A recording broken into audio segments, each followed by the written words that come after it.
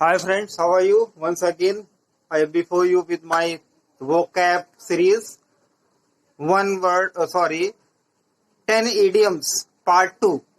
क्योंकि इससे पहले हमने 10 idioms part 1 दिया जिसमें हमने बहुत ही इजी idioms आपको बताए थे. फिर 10 idioms बताए जाएंगे आपको इस part 2 में, इजी से मीडियम, फिर मीडियम से हार्ड की तरफ. So let's start our work. तो पहला सेंटेंस जो हमने लिया है वो ये है, पहला इडियम कि a fair weather friend.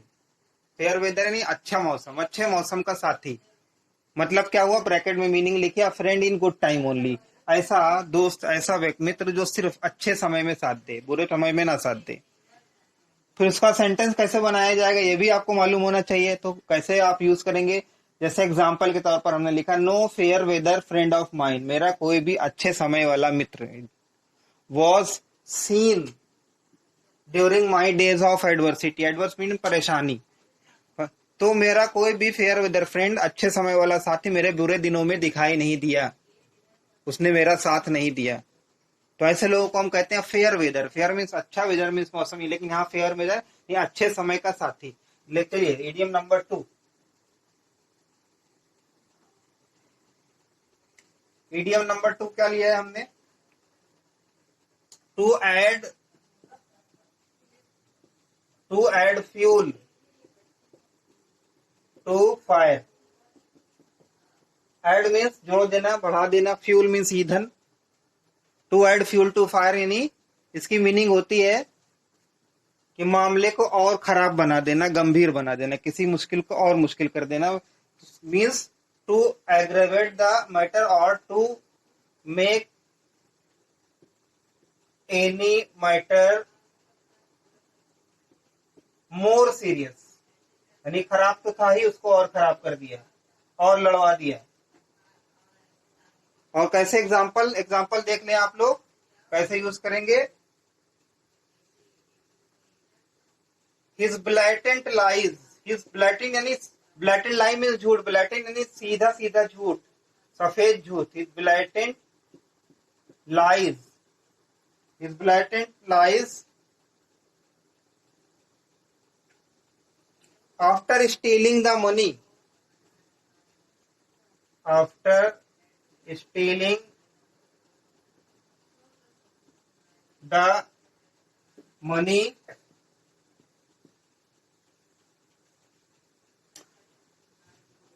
only added fuel to fire. Fuel to fire मतलब क्या हुआ, ब्लैटले सफेद झूठ यानी चोरी करने के बाद जो उसने सीधा सीधा झूठ बोला, उस झूठ ने आग में घी डालने का काम कर दिया. यानी उससे मामला और बिगड़ गया, विवाद और बढ़ गया. Only added fuel to fire. Now idiom number 3, to add fuel to fire के बाद इडियम नंबर 3 में देखिए क्या लेने जा रहे हैं हम. इडियम नंबर 3 में हमने लिया है to be born with a silver spoon in one's mouth. Silver spoon means चम्मच, सिल्वर मीन्स चांदी. To be born, to be यहां पर बॉर्न होना चाहिए. बॉर्न यानी चांदी का चम्मच लेके मुंह में पैदा होना. इसका मतलब यह है कि जन्म से ही एक अच्छे समृद्ध परिवार में पैदा होना जहां सारी सुविधाएं हो, यानी लकी होना. तो इसकी मीनिंग क्या होगी, कि मीनिंग होगी to be born in a rich family या प्रिविलेज्ड फैमिली या पावरफुल फैमिली. एग्जाम्पल देख लीजिए आप लोग. एग्जाम्पल कैसे इसका यूज करेंगे.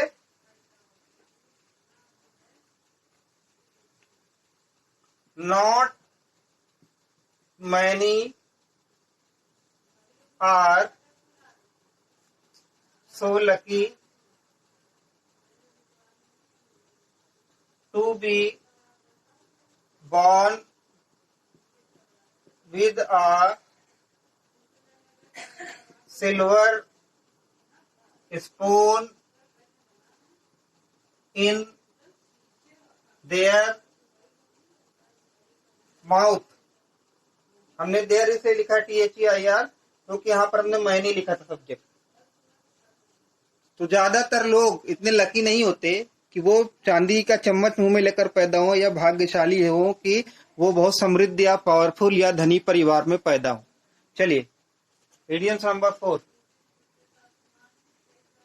बहुत तेजी से आगे बढ़ते हुए।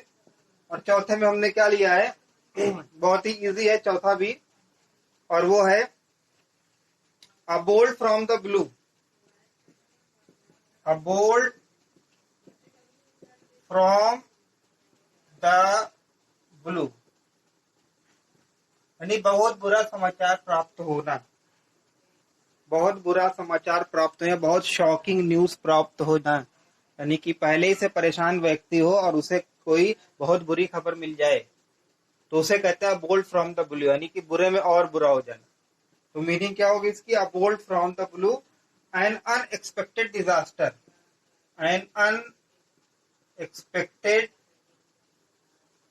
जिसकी आशा न, वन एक्सपेक्ट, डिजास्टर यानी कि तबाही या डिस्ट्रक्शन या बैड न्यूज। एग्जाम्पल कैसे देखेंगे, कैसे इसका इस्तेमाल करेंगे, the news of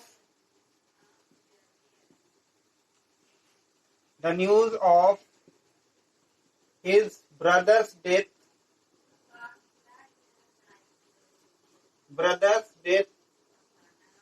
proved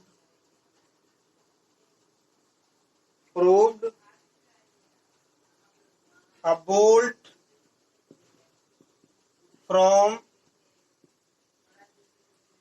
from the blue for him. Blue for him, यानी इसके भाई की मृत्यु उसके लिए एक बहुत बुरी, अनएक्सपेक्टेड, अप्रत्याशित तबाही साबित हुई, बुरी घटना साबित हुई। The news of his brothers death proved the bolt from the blue for him. चलिए, इडियम नंबर 5। इडियम नंबर 5 में हमने क्या लिया है, देख लेते हैं। इडियम नंबर 5 में हमने लिया है टू चेंज हैंड्स।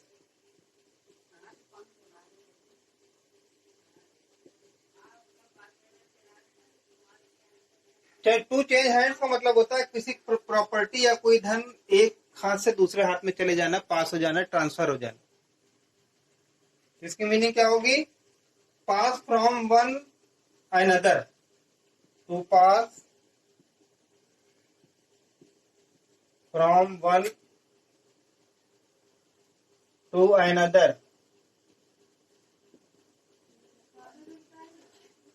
चलिए, यूज देख लीजिए। सून आफ्टर, एग्जाम्पल है ये, soon after the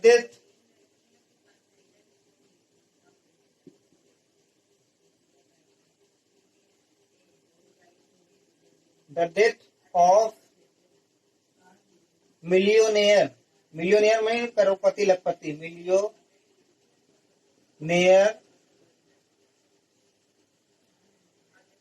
his property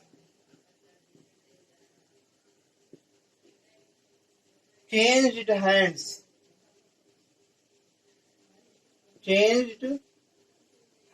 मतलब लखपति या धनी व्यक्ति की मृत्यु के बाद उसकी प्रॉपर्टी एक हाथ से दूसरे हाथ में चली गई, चेंज्ड हैंड्स। चलिए, idiom number 6।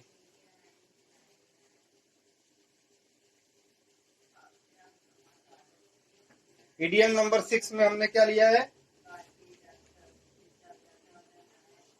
To end in smoke. बहुत ही आसान सा इडियम, टू एंड इन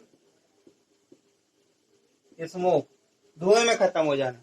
लेकिन इसका मतलब क्या होता है, कोई प्लान फेल हो जाना, निष्क्रिय हो जाना, अप्रभावी हो जाना। यानी इसकी मीनिंग क्या होगी, to fail, to fail. Example अपने शब्दों में कैसे यूज करेंगे, all his proposals ended in smoke, यानी सभी उसके प्रपोजल में प्रस्ताव, उसने जो भी प्रस्ताव रखा वो किसी ने नहीं माना और वो सारे फेल हो गए। तो all his proposals ended in smoke, यानी कोई प्रभाव नहीं बना पाए they could not make any effect on others. तो उसको शॉर्ट में कह दिया गया all his proposals ended in smoke. चलिए टू एंड इन स्मोक के पास मीडियम नंबर 7 लेते हैं।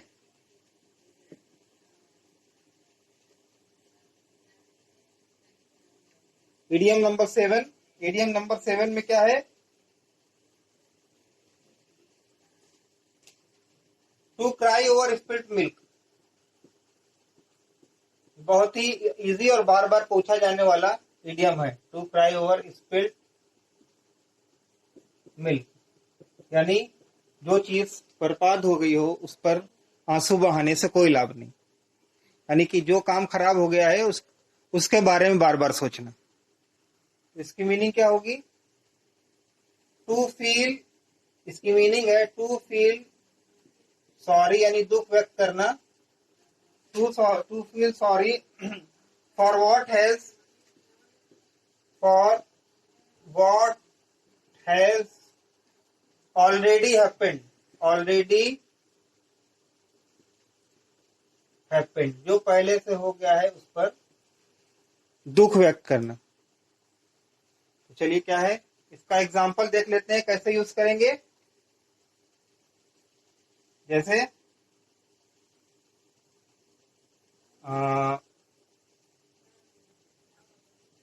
To think over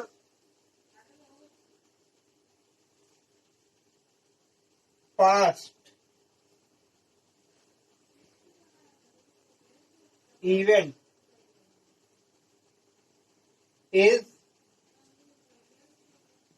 to cry over spilt milk, spilt यानी खराब बर्बाद मिल्क, यानी कि पास्ट की कोई घटना हो गई जो आपके लिए बुरी साबित हुई थी, उस पर सोचना बार बार निरर्थक है, बेकार है। To cry over spilt milk का मतलब पुरानी घटनाओं पर दुख व्यक्त करना। Question idiom number 8, idiom number 8 में देखिए क्या है, बहुत ही इजी सामने लिया हुआ है। To go to dogs, to go to dogs का मतलब होता है कोई चीज बर्बाद हो जाना या व्यर्थ हो जाना, मतलब टू बी रूइंड, बर्बाद हो जाना, रूइन मीन्स बर्बाद हो जाना, खंडहर हो जाना, टू बी रूइंड। एग्जाम्पल देखिए कैसे यूज करेंगे इसको। Ramu's prodigal habit,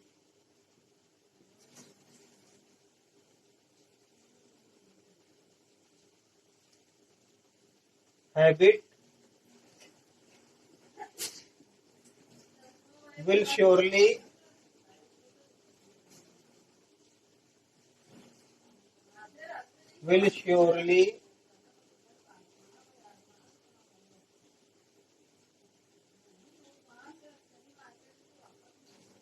send his father's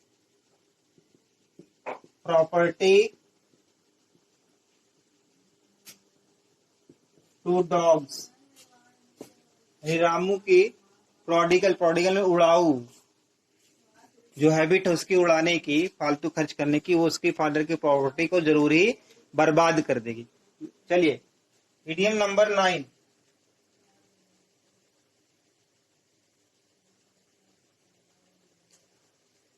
to make both ends meet,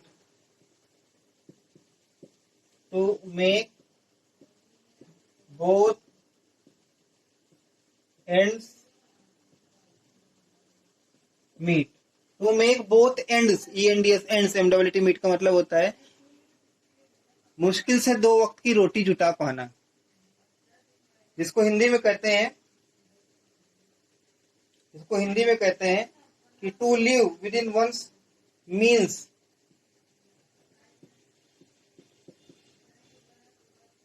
to live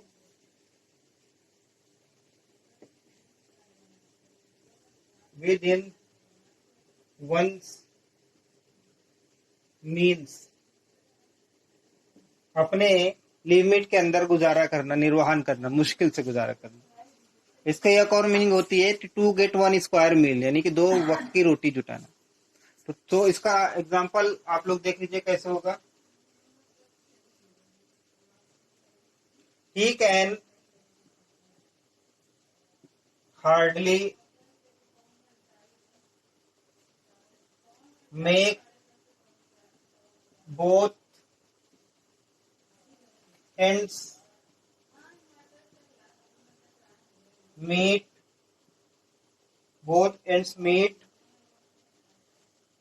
with his present income, with his present income, यानी वो अपने वर्तमान आय में जो उसकी प्रेजेंट इनकम है उसमें वो बहुत मुश्किल से गुजारा कर पाता है। To make both ends meet. चलिए 10 आज का लास्ट इडियम, इडियम नंबर 10। इसमें क्या है देखते हैं। Idiom number 10, to hold water.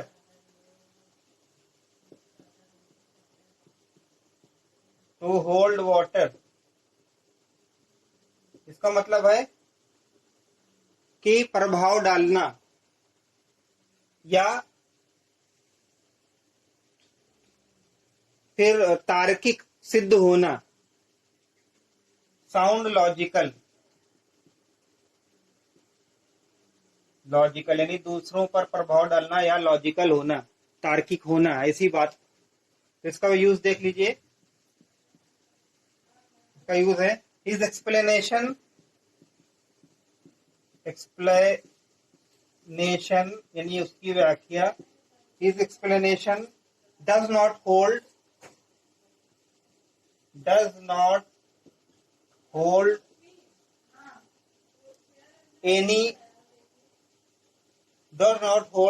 water any more। इसका मतलब क्या हुआ कि उसका जो भी व्याख्या देता है, वो जो भी तर्क रखता है, उसका असर नहीं होता, वो निष्प्रभावी होता है, उसमें कोई दम नहीं होता है, उसमें कोई तर्क नहीं होता है, यानी लोग उसे नहीं मानते। His explanation does not hold water means his explanation does not have any power, any impression. तो ओके व्यूअर्स, तो ये था आज का 10 इडियम्स पार्ट 2, क्योंकि पार्ट 1 हम आपको पहले दे चुके थे। तो इसी के साथ अब हम अपने इस एपिसोड को रैप अप करते हैं। Thank you for cooperation. जुड़े रहिए हमसे आगे की तैयारी के लिए। Thank you.